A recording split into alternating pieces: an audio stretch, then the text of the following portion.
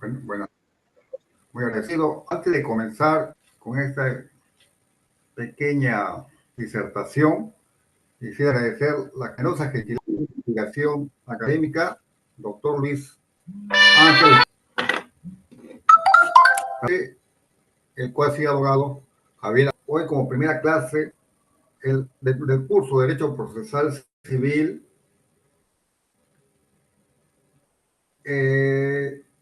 los sujetos procesales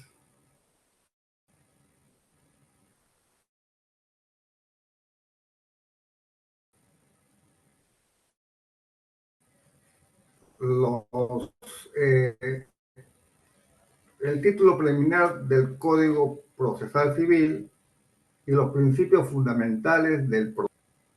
Creo que sí, ¿no? Ya. Entonces comenzaré con los sujetos procesales. ¿Quiénes son los sujetos procesales? Refiriendo al ámbito de un proceso, o sea, al ámbito de un proceso. Los sujetos procesales son los sujetos que forman parte de una relación procesal y pueden ser principales y secundarios. Estos sujetos que intervienen en la relación jurídica procesal se da en el ámbito de un proceso. ¿Quiénes pueden ser? Tenemos al demandante,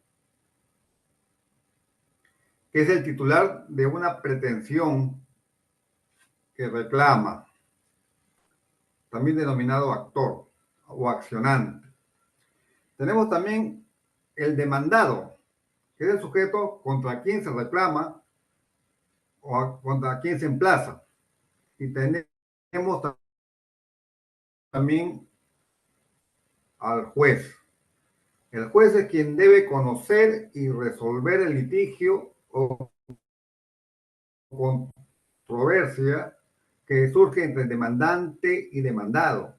El juez no tiene un interés en el proceso, porque por su misma formación, él es el que va a resolver el proceso y tiene que ser imparcial, ajeno a los intereses en pugna. Las partes, por supuesto, tienen sus intereses y sus intereses o conflictos son contrapuestos. Por eso que van contextualizando, van a un proceso. Entonces tenemos como sujetos procesales principales al demandante, al demandado y al juez. El demandante puede ser una persona natural, puede ser una persona jurídica, de derecho privado o derecho público, igual que el demandado, a su vez, ¿no? En cuanto a lo que respecta a los sujetos procesales secundarios, tenemos los auxiliares jurisdiccionales y los órganos de auxilio judicial. ¿Quiénes son los auxiliares jurisdiccionales? ¿Quiénes conforman los auxiliares jurisdiccionales? Conforman el secretario de sala, el relator, el secretario de juzgado, o también llamado especialista legal, el asistente de juez, el personal que trabaja en mesa de partes, que trabaja en archivo, que trabaja en notificaciones y en otras áreas, ¿no? Ellos son los auxiliares jurisdiccionales que ayudan al juez a la solución del proceso. Son funcionarios y servidores públicos, ¿no? Que ayudan a la solución de la controversia. ¿Quién ayudan? Al juez. Tenemos también como órgano de auxilio judicial que el código considera al perito. Tenemos al perito, tenemos al custodio o depositario judicial, al interventor, al martillero público y al curador procesal, incluso la policía. Ahora, ellos coadyuvan en resolver el litigio, ellos no tienen ningún interés en el proceso, ellos solamente intervienen en una parte específica. En el caso del perito, por ejemplo, si se está demandando un bien inmueble y está para una tasación y valorización, Por supuesto que el-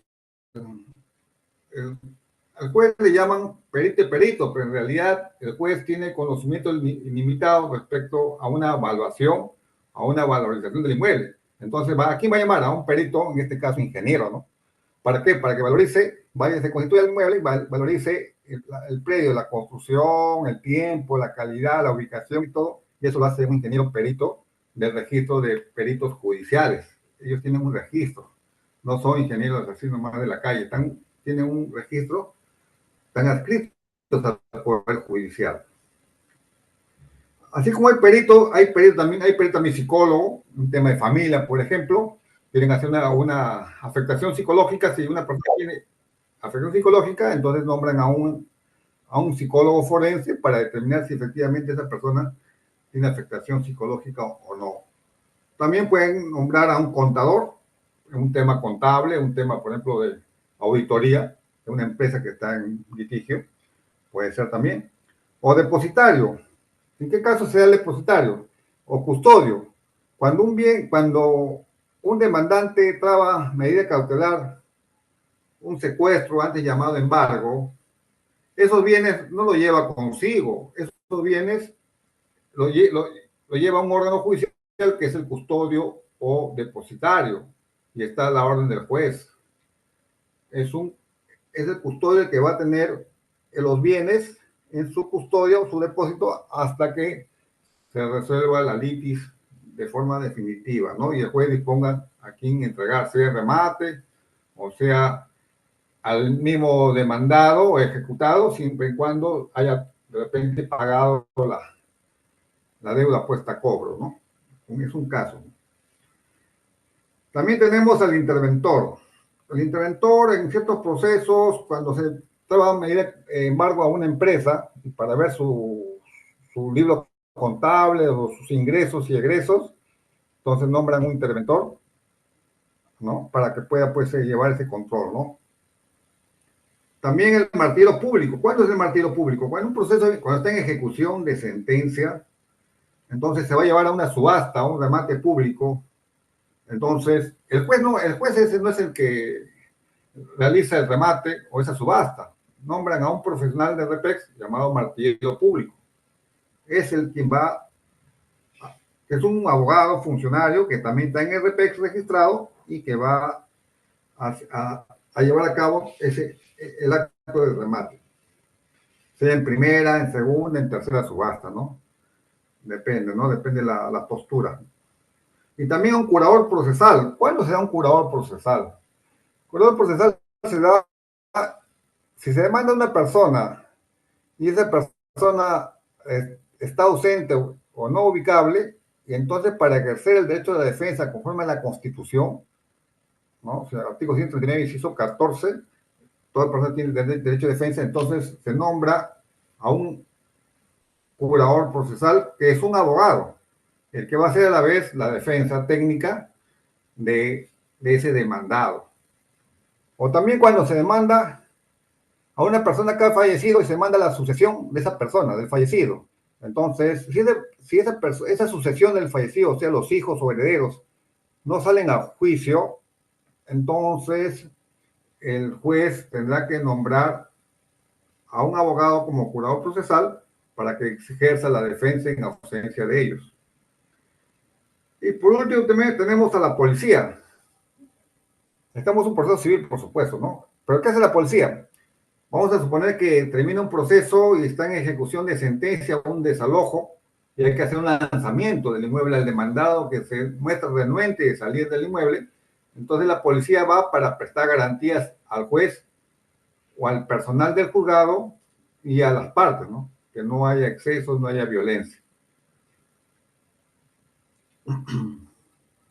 Entonces, haciendo en síntesis, los sujetos procesales son el juez, el demandante, demandado, y los auxiliares de justicia, sean secretarios de juzgado, secretario de sala, relator, sea asistente de juez, sea encargado de mesa de partes, encargado de archivo, encargado de notificaciones. Ellos son los auxiliares jurisdiccionales. Y los órganos de auxilio judicial son los que ya he mencionado: depositario, o custodio, martillero público, interventor, curador procesal, policía, el perito, etc. Todos estos sujetos forman parte del proceso, pues estamos en el ámbito procesal, ¿ya? Y contribuyen a resolver el litigio al juez, ¿no es cierto?, en el proceso.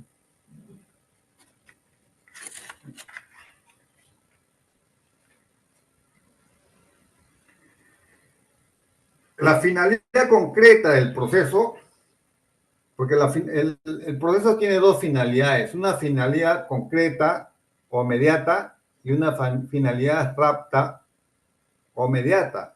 La finalidad concreta del proceso es resolver un conflicto de intereses o controversia con relevancia jurídica, y puede ser lograda mediante la colaboración, concurrencia del juez y de sus auxiliares.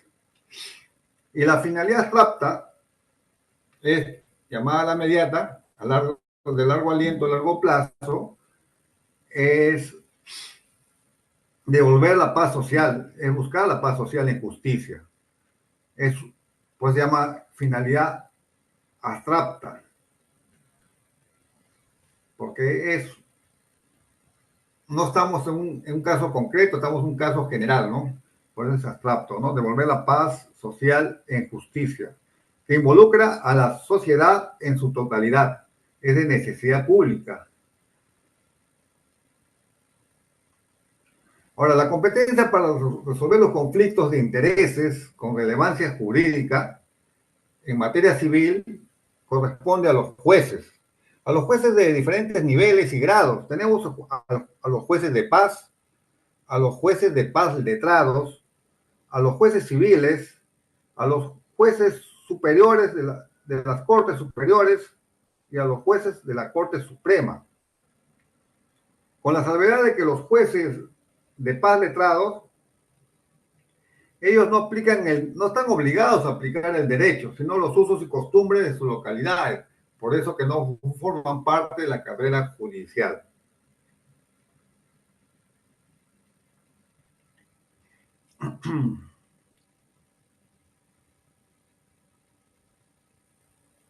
Vamos a ver. Se me está yendo algo acá. Finalidad concreta, la competencia.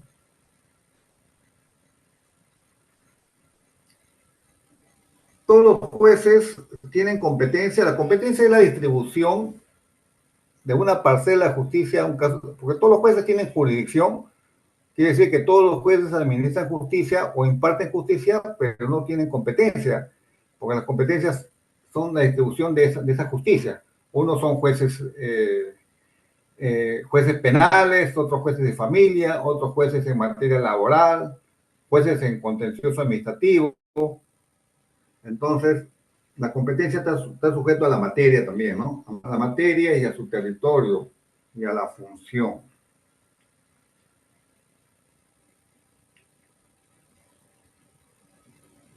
Ahora, el conflicto que se le pone a un juez no es un conflicto,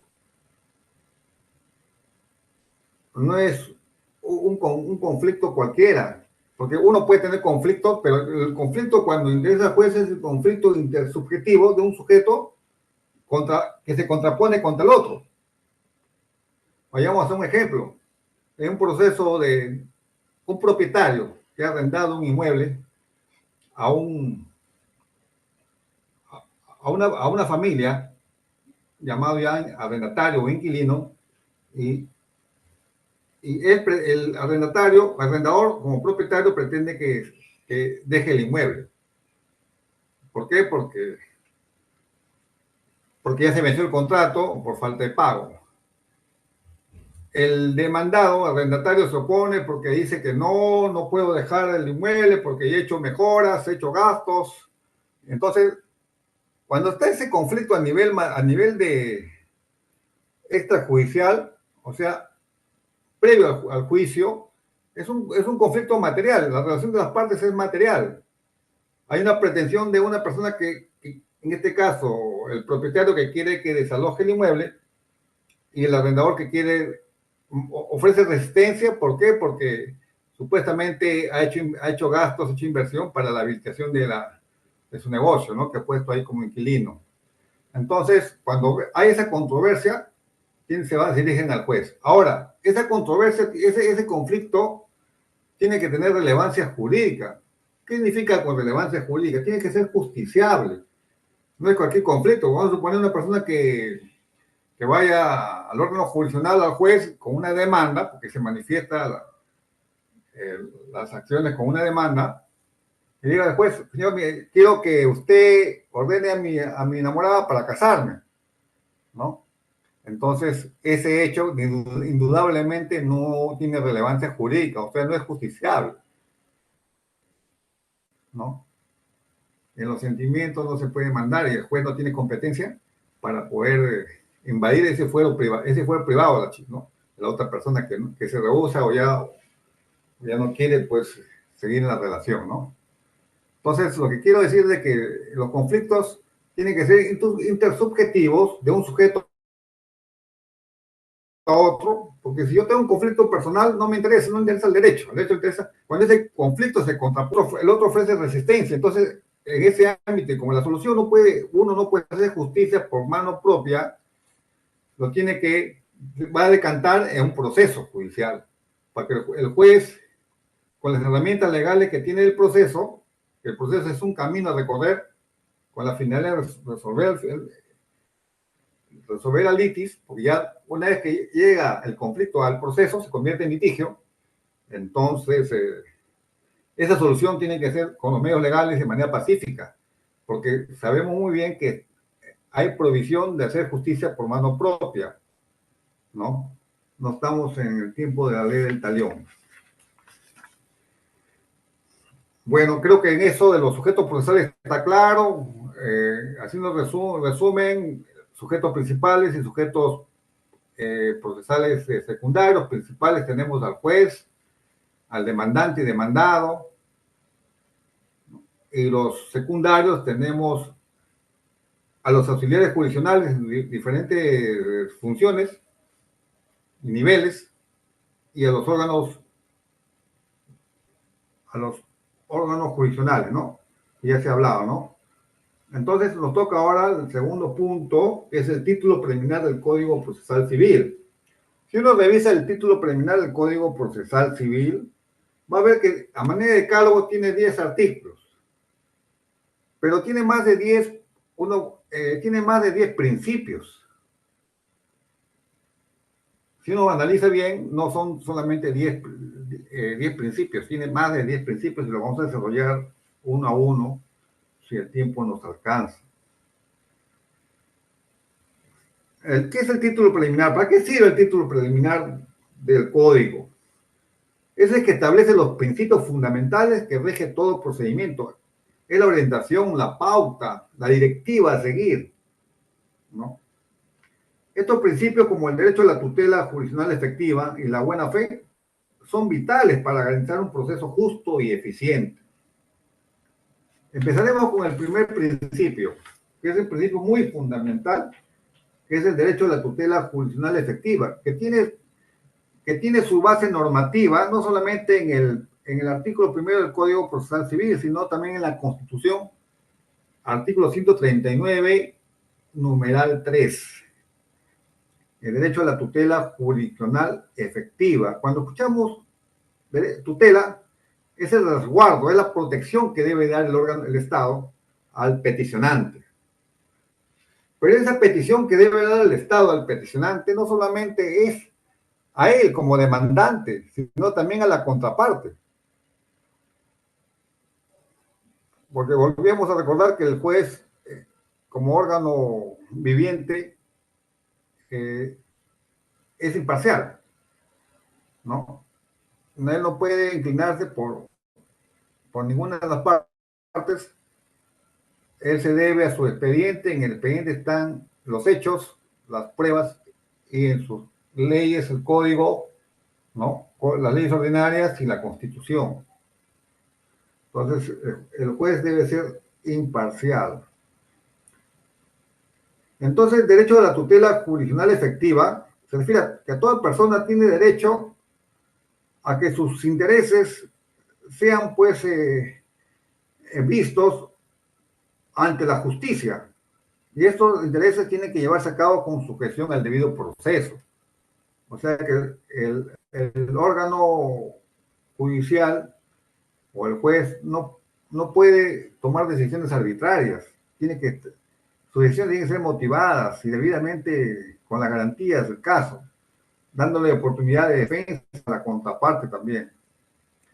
Entonces, la tutela jurisdiccional efectiva es el derecho de toda persona natural o jurídica, de derecho público o privado, de acudir al órgano jurisdiccional para que se resuelva su derecho o interés que se contrapone con otro. Es decir, la persona acude al aparato del Estado para que se le resuelva su pretensión ante la resistencia de otro. La manifestación de la tutela jurisdiccional efectiva es el derecho de acción, ¿no? El derecho de acción. ¿Y cómo uno recurre en el ámbito procesal o en este contexto del proceso? El demandante concurrirá con su demanda, ¿no? ¿No? Pero acá estamos hablando del derecho de tutela jurisdiccional efectiva cuando el hecho nomás de acudir al aparato del Estado pidiendo que se le resuelva un conflicto de intereses de tipo intersubjetivo. No es cualquier, como vuelvo a repetir, no es cualquier conflicto. Es un conflicto cuando dos partes se contraponen entre sí. Entonces van a un tercero como un juez para que de manera heterocompositiva resuelva esa litis, ¿no? Porque cuando ya estamos a nivel material, a nivel antes del proceso, la relación es material. Hay una persona que reclama algo y el otro que se resiste a ese reclamo. Y cuando ya no se puede resolver en ese nivel, entonces recurren al aparato del Estado bajo el principio de la tutela judicial efectiva para que le solucione el conflicto. Y ahí estamos ya, en ese contexto, estamos en un litigio. Y hay un demandante, hay un demandado, hay un número de expediente. El segundo artículo del título preliminar del Código Procesal Civil es el principio de dirección e impulso del proceso. O sea, acá hay dos principios. El artículo 2 contiene dos principios, el principio de dirección y el principio de impulso del proceso. O sea, el juez es el director del proceso. Él es el que dirige y conduce el proceso. Es el quien debe resolver el proceso. Por ejemplo, el principio de dirección. Es el que director, el que dirige y conduce el proceso.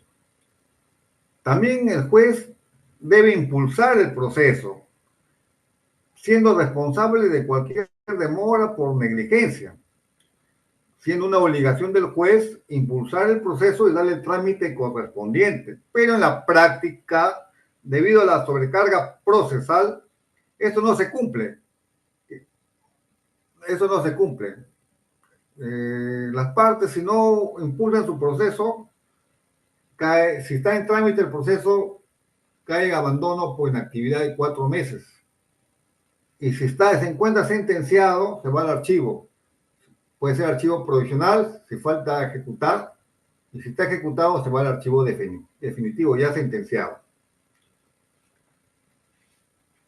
O sea, el impulso del proceso la dirección del proceso está bien claro, es del juez, ¿no? El juez dirige el proceso, el juez es el director, conductor del proceso.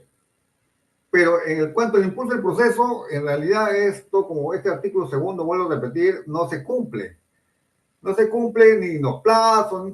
¿Por qué? Porque existe demasiada sobrecarga procesal, demasiado, o sea, inmanejable es la carga procesal. Por eso que el juez no puede estar pendiente de todos los procesos y este impulso del proceso que según es una quimera y es buen deseo el título preliminar se convierte en letra muerta. El artículo 3º establece fines del proceso. Como ya se mencionó, existen dos fines del proceso: un fin concreto, que es resolver un conflicto de intereses o incertidumbre jurídica con relevancia jurídica. Cuando tenemos un conflicto de intereses es claro, ¿no es cierto? Es una pugna entre una persona llamada demandante y otra parte demandado, donde hay una pretensión, vamos a poner una indemnización de daños y perjuicios. Entonces, uno quiere 50.000 soles de daño, el demandante, el otro dice, no, no hay tal daño, no me ha acreditado los daños. Entonces, habría un conflicto de intereses que el juez va a resolver. Pero a veces también no solamente el juez resuelve un conflicto de intereses, también resuelve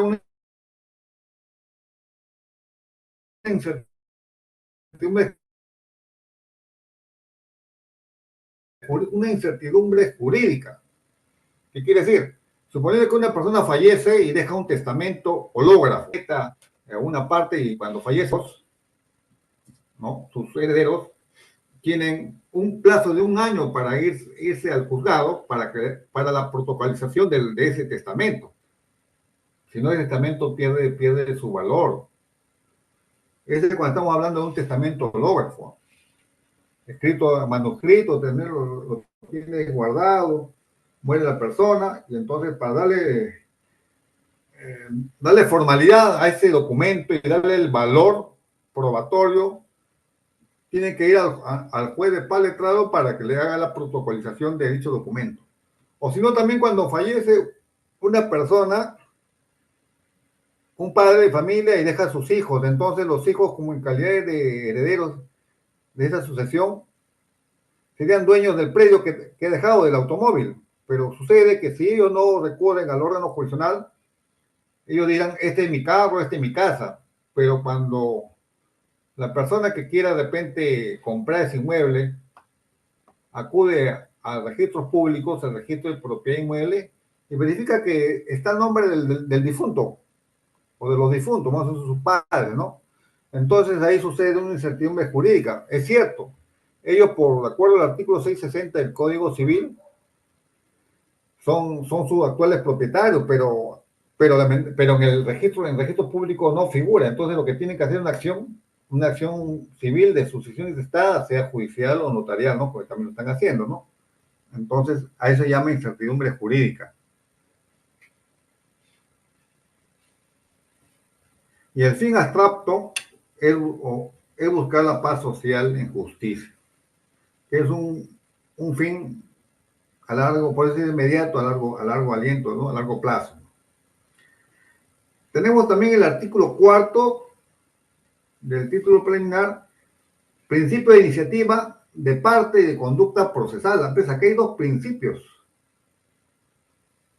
Este principio es muy importante, porque este principio de iniciativa de parte es una manifestación del principio dispositivo. Y el proceso de iniciativa, el proceso se inicia a solicitud de parte, a pedido de parte. Y el juez no puede iniciar un proceso si la parte no acude al órgano jurisdiccional. No puede, así como en el proceso penal, que el fiscal de oficio, ¿no?, abre una denuncia, ¿no? Una investigación preparatoria, ¿no? Acá, si las partes no recurren al juez a través de una demanda o una solicitud, no existe el proceso, no va a existir el proceso. El juez no tiene esa competencia, esa facultad para poder iniciar un proceso de oficio, por más que vea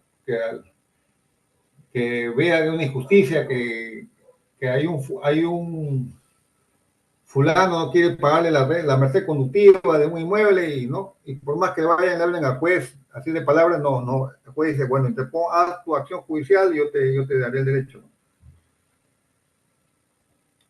Y la conducta procesal está definido al respeto que deben dirigirse las partes ante el juez, y lleva implícito el principio de buena fe. El principio de buena fe es que las partes deben actuar ante el juez con honestidad y lealtad durante todo el proceso, ¿no?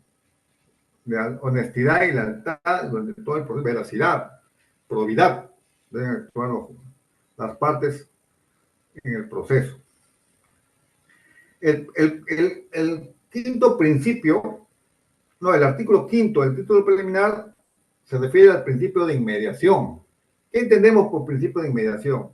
El principio de inmediación está dirigido que el juez debe tener contacto directo y personal con las partes y con los medios de prueba.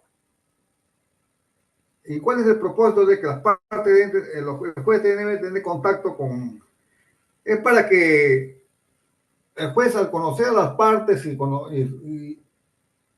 tener también, ver los medios probatorios, entonces tiene un mejor elemento de juicio para resolver la litis. ¿Y cómo se traduce el principio de inmediación? Las audiencias deben ser conducidas y dirigidas por el juez. El juez no puede delegar una audiencia de pruebas o un informe oral, no puede dejar a su asistente a otra persona. Tiene que hacerlo ante el juez. Ahí está el principio de inmediación, el contacto. Ese contacto intersubjetivo que tiene el juez con las partes y también con los medios de prueba. ¿Cómo se traduce con los medios de prueba? En una inspección judicial. El juez no puede delegar en su secretario, ¿no? ¿No? El juez tiene que ir a hacer la inspección judicial, porque la inspección judicial es del juez. Él tiene que ver, tiene que oír, o sea, usar los sentidos para poder, o sea, tomar conocimiento, ¿no? Y poder resolver pues, con mayor comprensión del tema, ¿no? Tenemos también el principio de concentración. El juez debe procurar dar solución al conflicto de intereses con el menor número de actos procesales. Es decir, lo más pronto posible. Pero eso, eso es brindar tutela inmediata, ¿no? Para que esa protección sea efectiva o se logre con el menor número de actos. Pero este principio, en realidad, se encuentra, se ve de una manera más explícita en el proceso sumarísimo, que se da a través de una audiencia única. En esa audiencia única se lleva a cabo el saneamiento procesal, la conciliación, la fijación de puntos controvertidos, la admisión y actuación de medios probatorios y la sentencia. Y también, previo a la sentencia, el informe oral si las partes lo solicitan, ¿no? Entonces, en esa audiencia única, casi todos los actos procesales en el proceso de sumarísimo se llevan. Entonces, uno de los mejores ejemplos de establecer este principio de concentración. Pero también es otra manifestación del principio de concentración. Vamos a suponer que un demandante presenta una demanda de indemnización, un ejemplo, y presenta medios probatorios. Como medios probatorios presenta piezas documentales, o sea, instrumentales, puros documentos. A su vez, corrió el traslado al demandado, este contesta la demanda y presenta también piezas documentales, puros documentos. Entonces el juez dice, bueno, ¿para qué voy a convocar a una audiencia de pruebas si la ley me permite, en mérito del artículo 473 del Código Civil, a resolver sin audiencia? O sea, eso se llama sentencia anticipada, ¿ya? Un juzgamiento anticipado. Entonces, pero el juez tiene que comunicar que no va a llevar a cabo una audiencia y que va a valerse de los medios probatorios porque son piezas documentales. ¿Comunica para qué? Porque si las partes consideran al bien presentar sus informes orales o escritos, lo hagan y después resuelva la sentencia. Y ya es una forma también de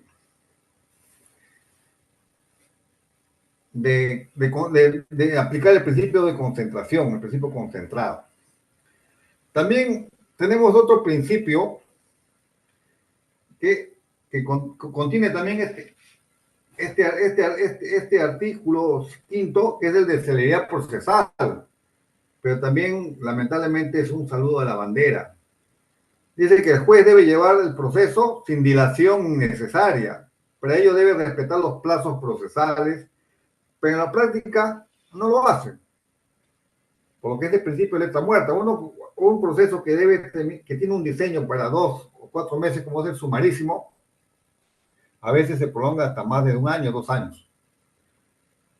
¿Y, y a qué se debe que no se aplica celeridad procesal? Se debe a, ellos acusan a la sobrecarga procesal, demasiada carga procesal, es inmanejable, es la carga procesal, y los cambios de personal no ayudan a que se aplique se respeten los plazos y se haga lo más rápido posible, ¿no?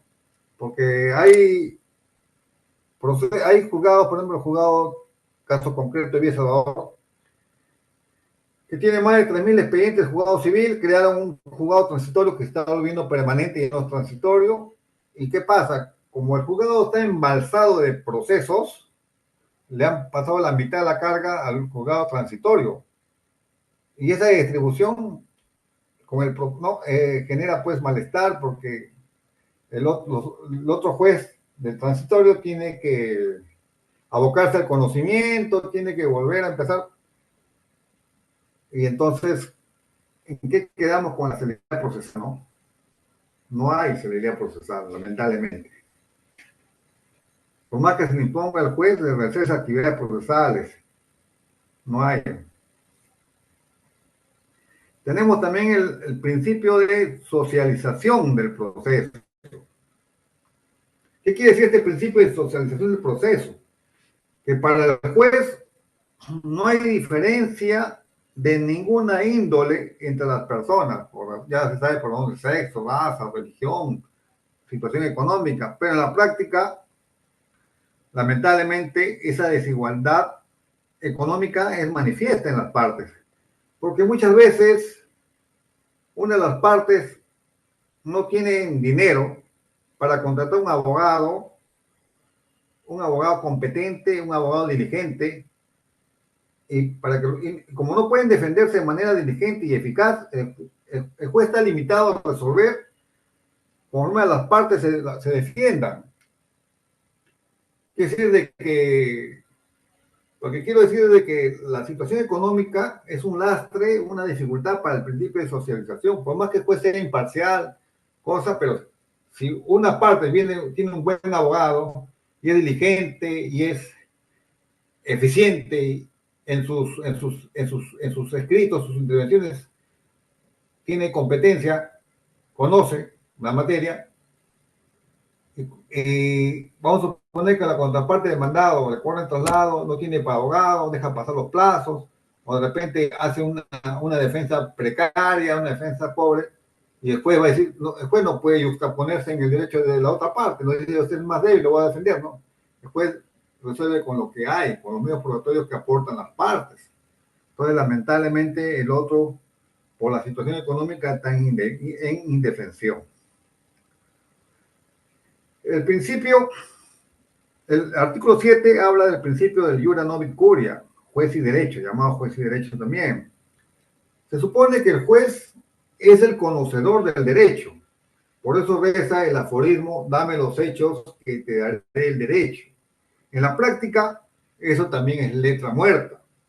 Porque si omites o te equivocas en el enunciado de tus fundamentos jurídicos, o sea que la demanda tiene un diseño, ¿no? Tiene un diseño donde uno tiene que poner su fundamento de hechos y fundamentos jurídicos, medio probatorio, etcétera, ¿no?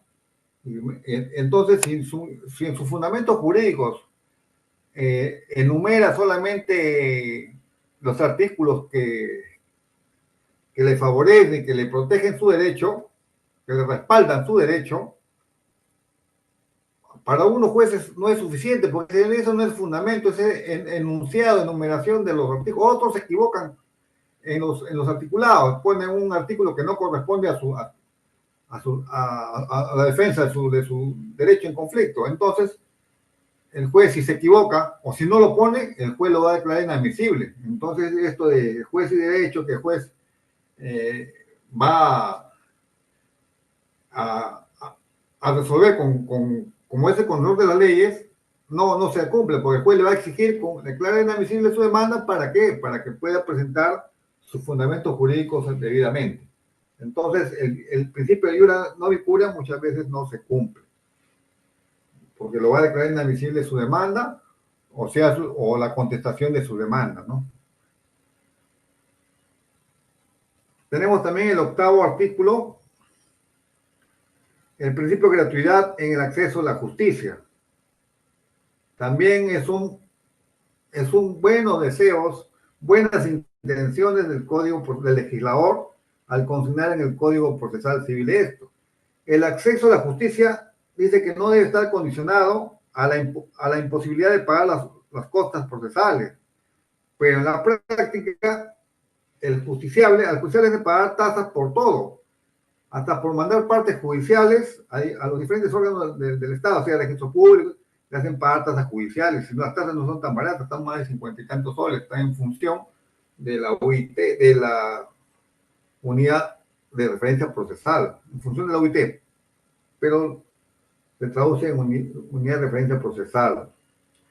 Te cobran demasiado. Lo único gratis son los honorarios del juez, falta que le paguen al juez y a su personal, y la infraestructura local, porque todo te cobran hasta por copias certificadas. Por cada hoja de una copia certificada cuesta más de 5 soles.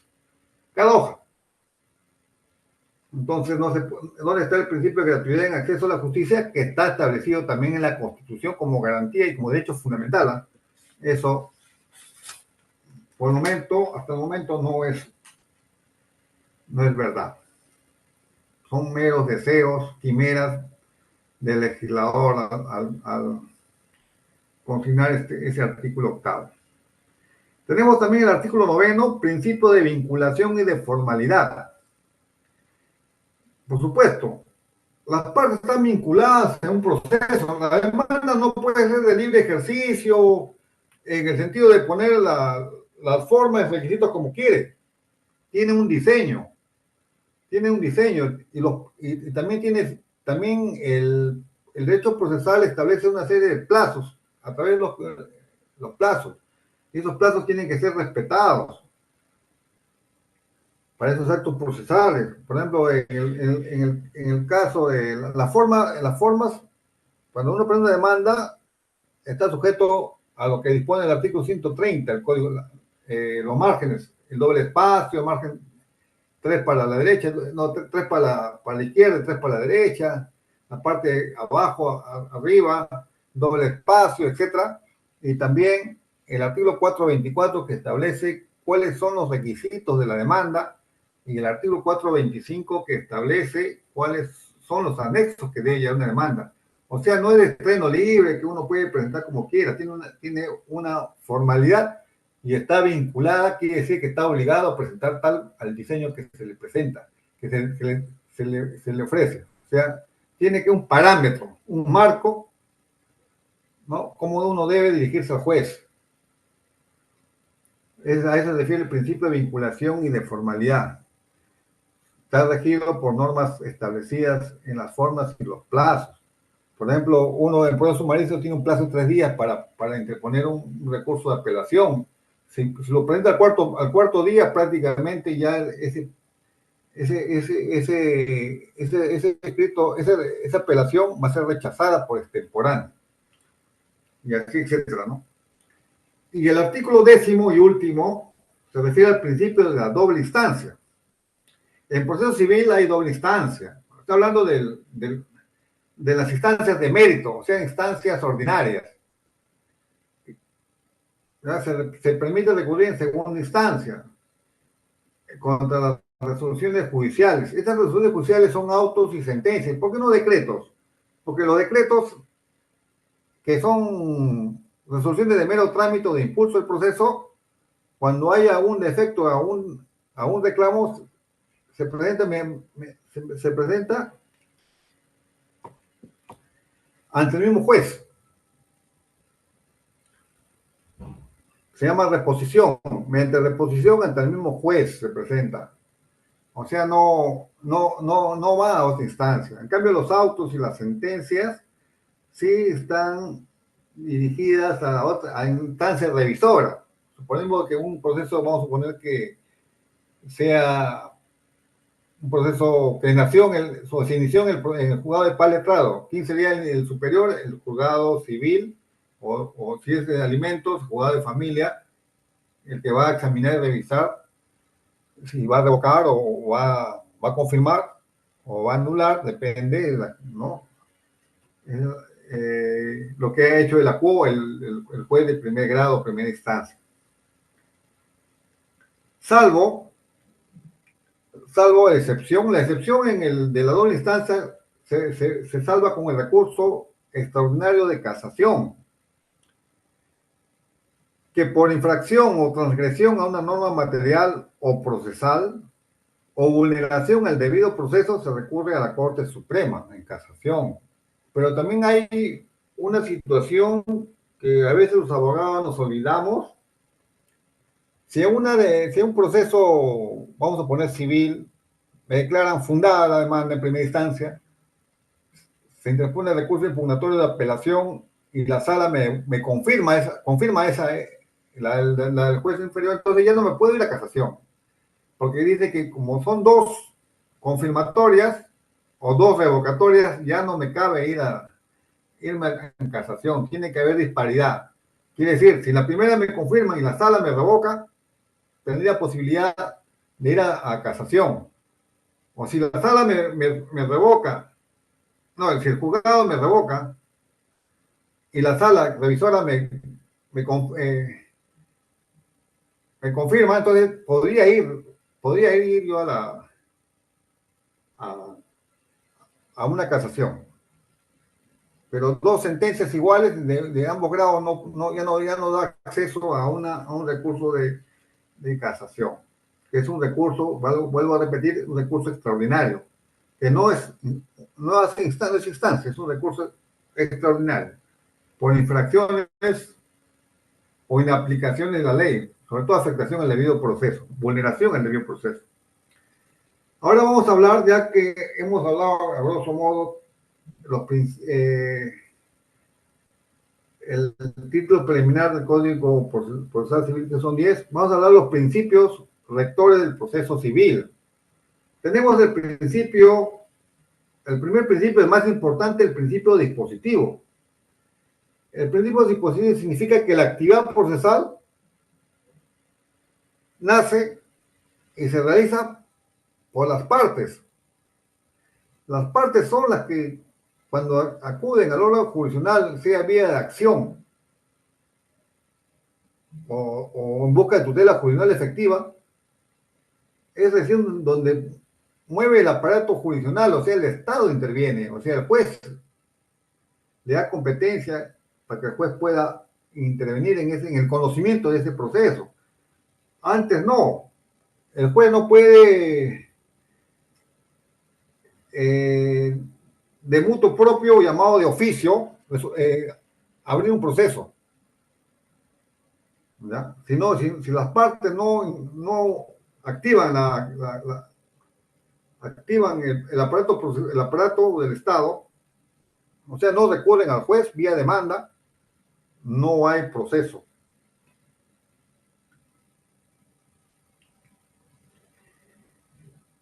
Una de las este principio dispositivo tiene 5 manifestaciones. Una de las manifestaciones del principio dispositivo es la iniciativa de parte, que es, pues, como ya lo desarrollamos anteriormente, que es recurrir al juez, ¿no? A través de una demanda, ¿no? A pedido de parte. No es instancia del juez, es a pedido de parte. El principio de iniciativa de parte. También tenemos como segunda manifestación del principio dispositivo el de disponibilidad del derecho material. Las partes son los llamados dueños titulares del proceso.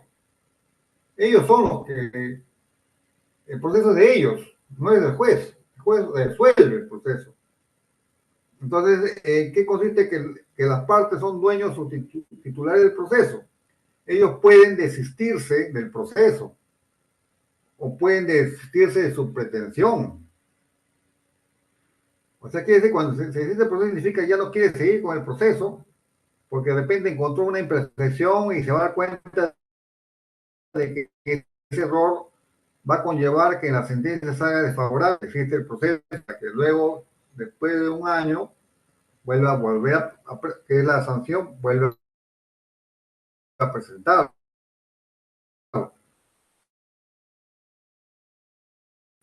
De, de, de su pretensión, que es su derecho también, y decir que ya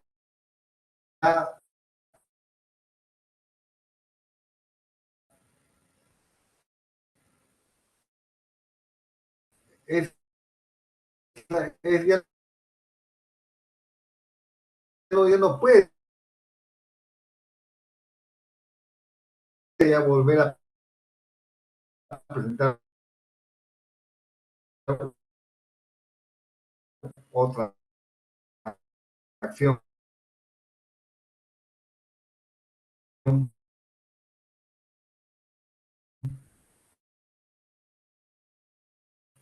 porque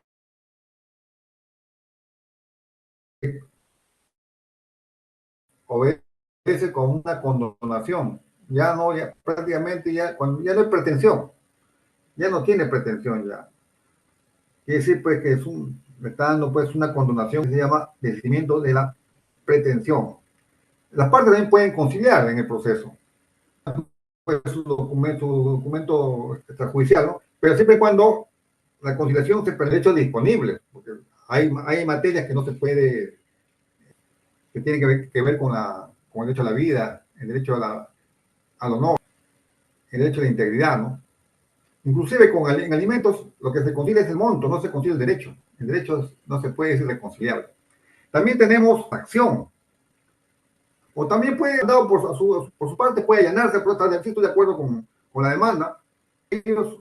Por este principio de disponibilidad del derecho material, ellos son titulares de su derecho de detención y por lo tanto pueden tienen esa impulso procesal.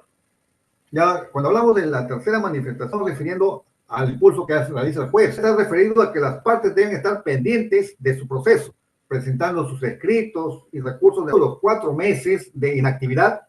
El juez declara las partes, especialmente el demandante, quien resulta perjudicado. Digo es que después de un año tiene que esperar un año para volver a demandar nuevamente.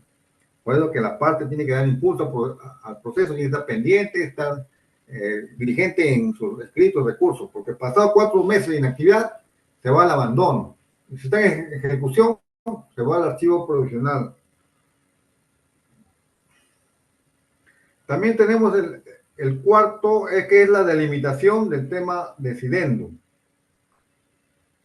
¿Qué significa la delimitación del tema decidendum? O sea, el tema que se va a decidir. ¿Quiénes son las partes? Son los que determinan sus pretensiones y no es el juez. El juez no puede variar, porque si el juez varía, las partes, por ejemplo, quiere un proceso de resolución de contrato. El juez no lo puede sacar en sentencia una rescisión, por ejemplo, ¿no? ¿No? Si el juez varía la pretensión del demandante, ¿no? Caería pues en una incongruencia procesal. Y como sabemos, existen 3 formas de caer en incongruencia procesal. La citra petita, cuando el juez se pronuncia menos de lo pedido.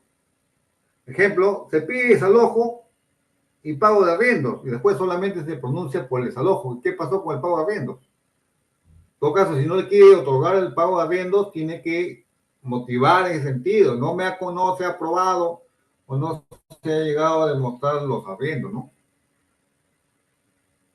Entonces, si el juez da menos de lo pedido, de la pretensión, estamos en una cita petita.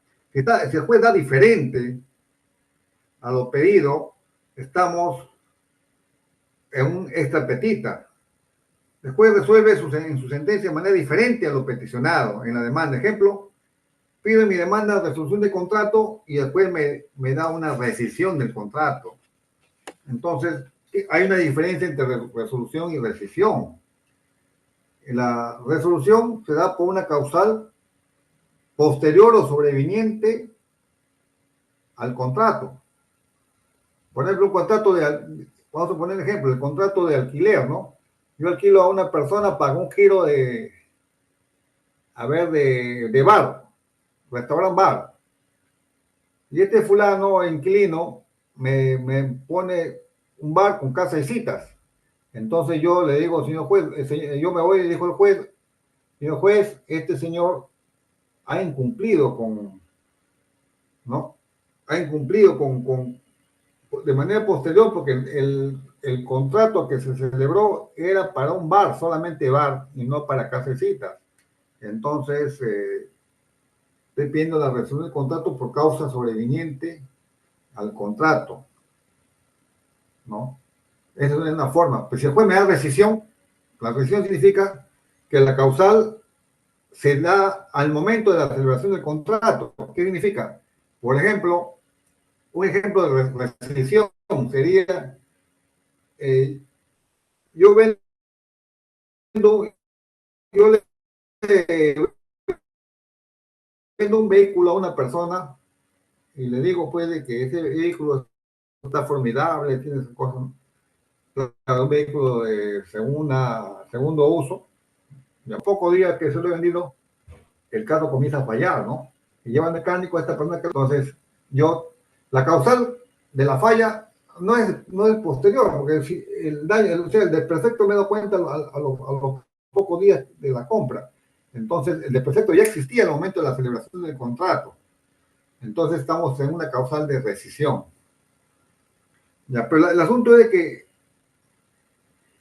de que el juez no puede irse más allá, porque si se va el juez más allá, tenemos un tapetita. Se da cuando el juez otorga más de lo peticionado en la demanda. Ejemplo, pido una obligación de estar suma de dinero y el juez me concede, además del pago de suma de dinero, me concede también una indemnización que no ha sido peticionado. Entonces el juez no me puede dar más de lo que yo pido, porque estaría cayendo en incongruencia procesal. Entonces, existen tres formas de incongruencia procesal: la cifra petita, la extra petita y la ultra petita, ¿no? Entonces, eso afectaría el principio de limitación del derecho material, porque el tema de decidendum es una materia determinada y después no me puede dar diferente lo que estoy pidiendo. Salvo alguna excepción, ¿no? Cuando después me da diferente, ¿no? En materia de familia sí se permite porque es más flexible, pero estamos en materia de familia, no en civil. En materia de familia no es, juez puede, de repente pide un régimen, por ejemplo, un régimen de visita eh, eh, absoluta, exclusiva, y el juez me da una régimen de visita compartida, ¿no? Porque analiza, ahí sí puede ser, porque ahí sí no hay, se flexibiliza, como son temas muy, muy especiales de familia, se flexibiliza, ¿cómo se llama? La congruencia procesal. Ahí sí se puede. Tenemos también el otro principio, que es la quinta manifestación, el principio de aportación de pruebas. Las partes son los únicos que deben aportar pruebas al proceso, salvo la excepción del juez de aplicar prueba de oficio al amparo del artículo 194 del Código Procesal Civil. O sea que las partes tienen el deber de aportar sus pruebas del proceso. Porque si uno lee el artículo 196 del Código Procesal Civil, dice: la carga de la prueba es de quien alega hechos que configuran su pretensión o de quien contradice, ¿no? Entonces, ellos tienen la obligación de probar, pero cuando el juez, de manera excepcional, puede hacer uso de la prueba oficiosa que le contempla el artículo 194 cuando quiere, pues no es que quiere favorecer a una de las partes, sino cuando quiere para mejor resolver, ¿no? Para mejor resolver, o le faltan más elementos de juicio para resolver, entonces pide una que otra prueba, ¿no? De repente declaración de parte, de repente informe, ¿no? Algo, ¿no? Entonces, eso sí está permitido, pero de manera excepcional, porque corre el peligro de que el juez pierda pues la imparcialidad a la que está debida, ¿no? A la que está obligada. Tenemos el otro principio, que también es muy importante, el principio de contradicción. Este principio guarda estrecha relación con el derecho de defensa. Significa que presentar una demanda, el demandado tiene derecho de tomar conocimiento y contestarla si lo considera pertinente. O sea que lo que quiere decir de que el derecho de contención se le dé la oportunidad de que él ejerza su defensa, sea contestando o no la demanda, es ya cosa ya del demandado, si quiere contestar la demanda o no, pero se le da esa oportunidad, ese derecho a su contradictorio, ¿no?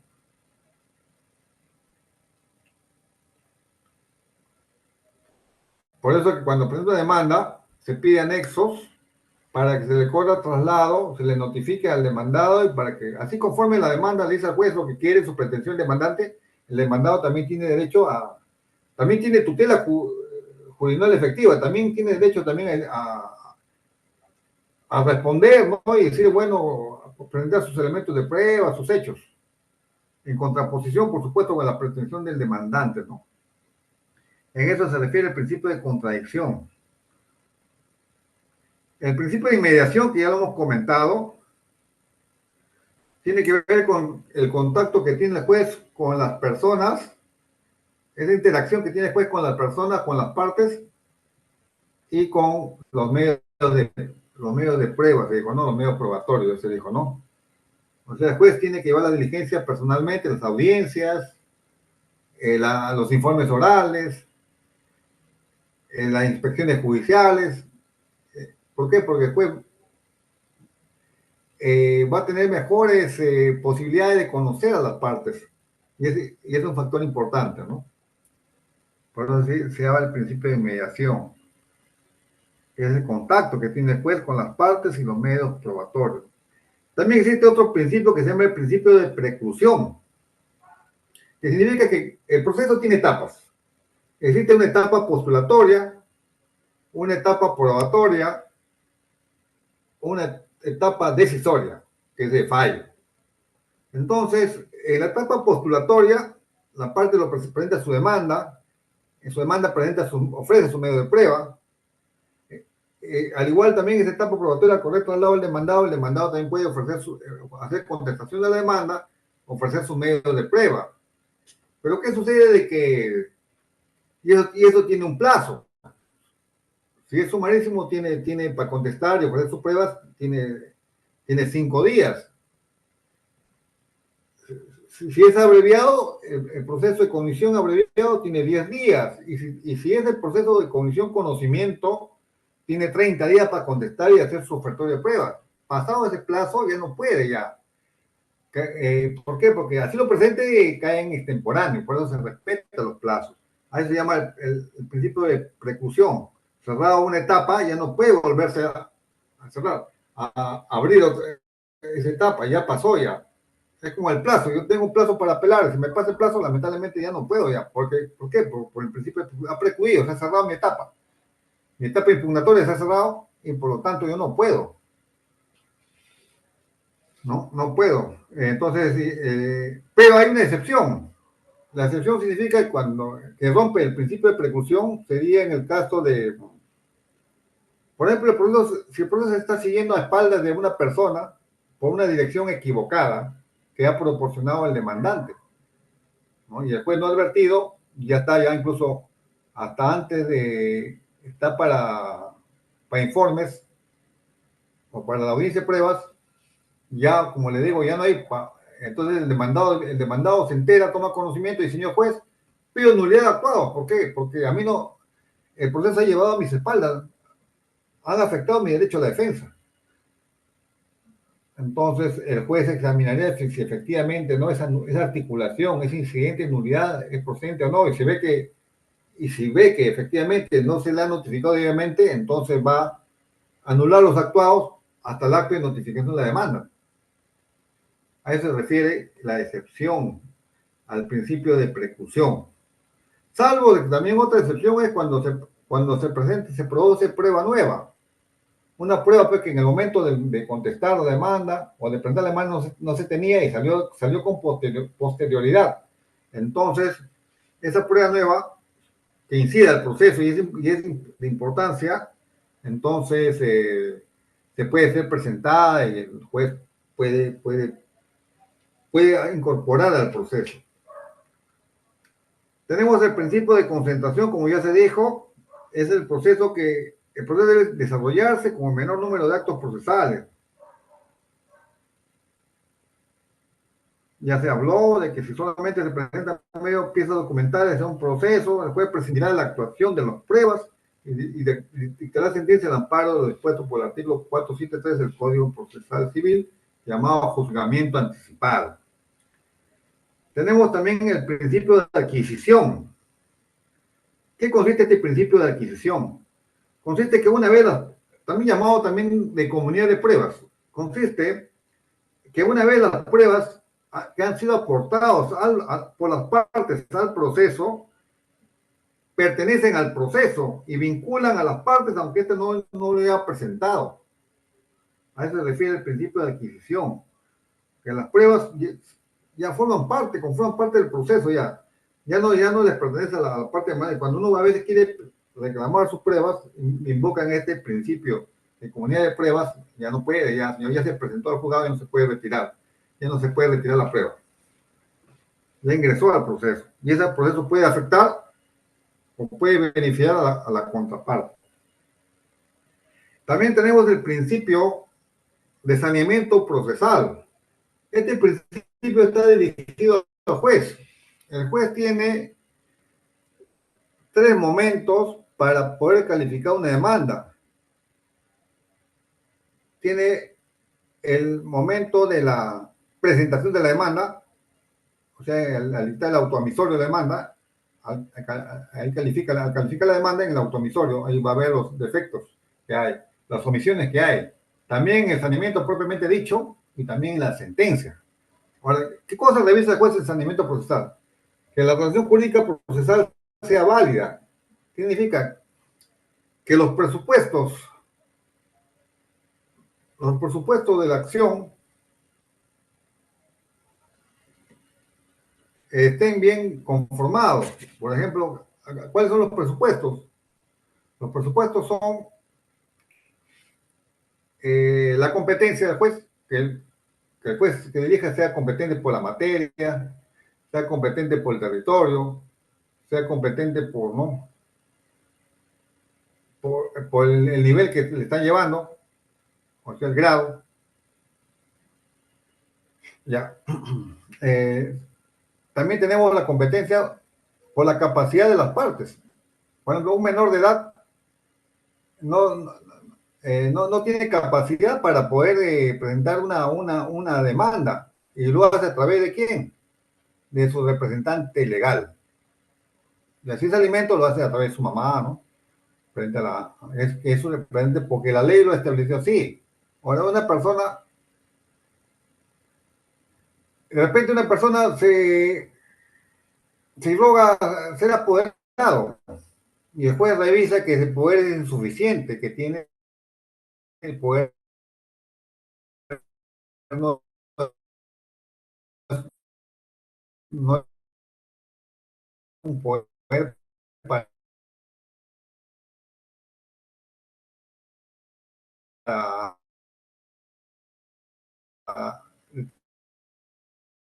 determinada acción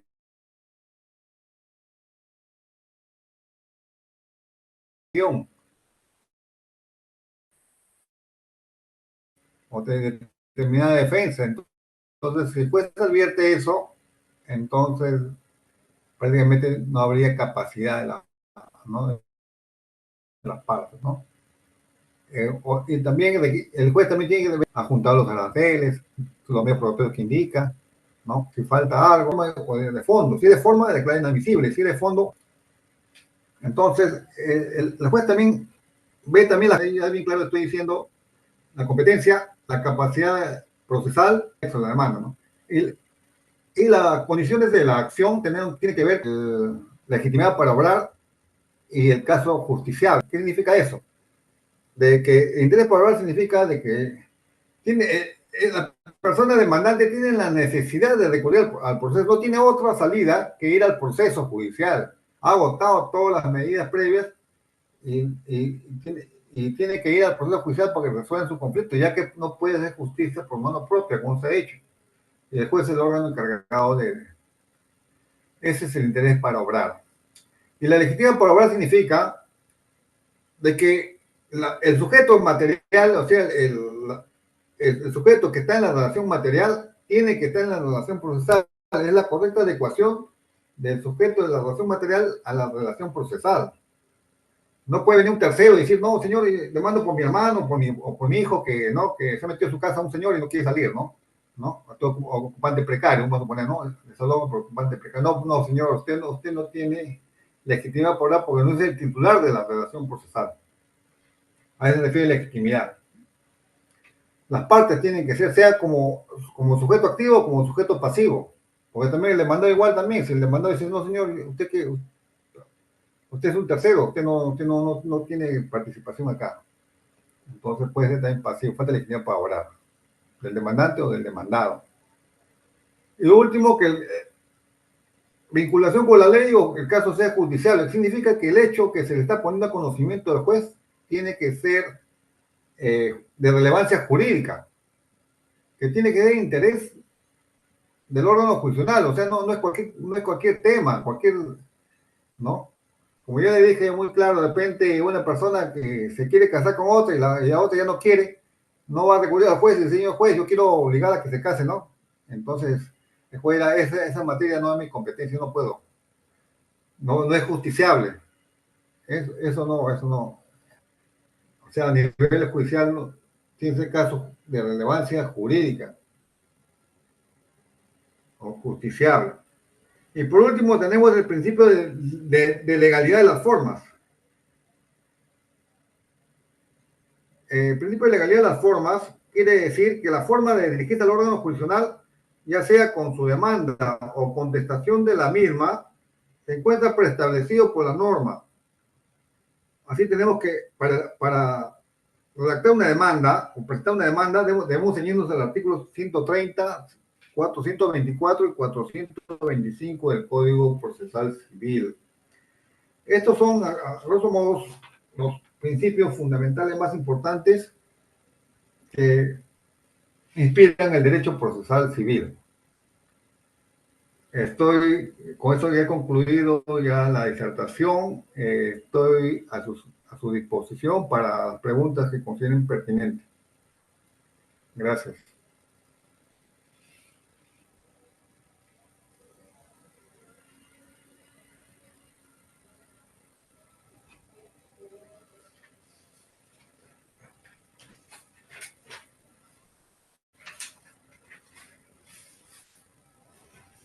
A ver, algunas preguntas para el doctor, eh, teniendo en cuenta que estamos terminando ya la correspondiente conferencia para poder ya finalizar.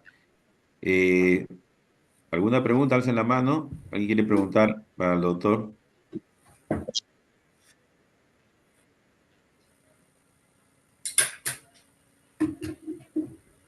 Ya, bien. Entonces vamos a finalizar indicando primeramente que agradeciendo enormemente por esta inauguración también al distinguido doctor Carlos O'Donovan y de una u otra manera indicar que se les ha remitido un expediente en función de una demanda, ¿ya? Se les ha enviado a cada uno de ustedes de tal manera que pueden ustedes revisarla adecuadamente y todo lo que de una u otra manera ha precisado el doctor de manera fáctica se encuentra en esa demanda que se les está enviando a ustedes y que definitivamente esto es importante para ustedes vayan aprendiendo, ¿no? Importante la teoría, importante el aspecto pragmático que estamos viendo en cuanto a la estructura de la demanda y los principios que nos ha hecho de conocimiento del distinguido doctor Carlos O'Donovan. Entonces, el próximo viernes estamos ya con otro tema importantísimo dentro del ámbito procesal civil. Se le va a enviar la filmación que está a cargo de Javier, el asistente, ya se les envía la filmación respectiva para que ustedes también la puedan ver y asimismo se les va a enviar material también para la próxima semana, el próximo viernes, para poder continuar con esta secuencia que es de 8 semanas, ya, y ya estaremos pronto firmando el convenio con el Colegio de Abogados de Lima Sur para que sus diplomas que se va a entregar a todos los participantes de una u otra manera esté respaldado también por el ilustre Colegio de Abogados de Lima Sur de nuestra zona, de toda la parte de Lima Sur. Entonces, estamos totalmente agradecidos con el doctor Carlos O'Donovan Blanco, ya muy agradecidos por su excelente participación, por su excelente ponencia en estos temas que son muy importantes.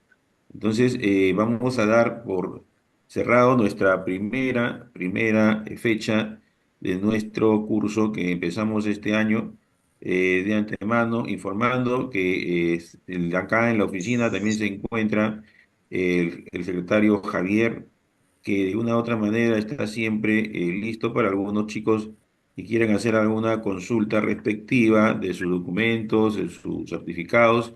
La oficina está permanentemente abierta las 24 horas del día para entregar el respectivo certificado para cada uno de ustedes. Entonces, vamos a continuar la próxima semana, ya sin más que todo agradecer al doctor Carlos O'Donovan Blanco.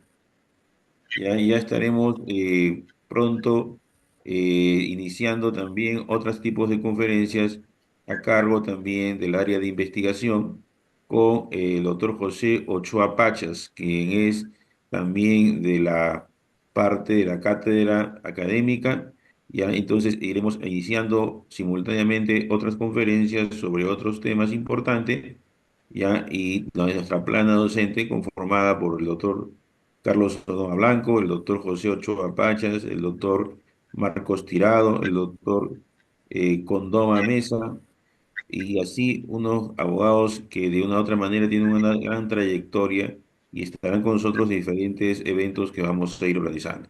Bien, nos estamos despidiendo y más desearles ya para la próxima semana encontrarnos puntualmente. Muy bien, hasta luego, doctor Carlos Sodoma, gracias por su participación. Bien, gracias a todos los presentes. Vamos saliendo. Hasta pronto.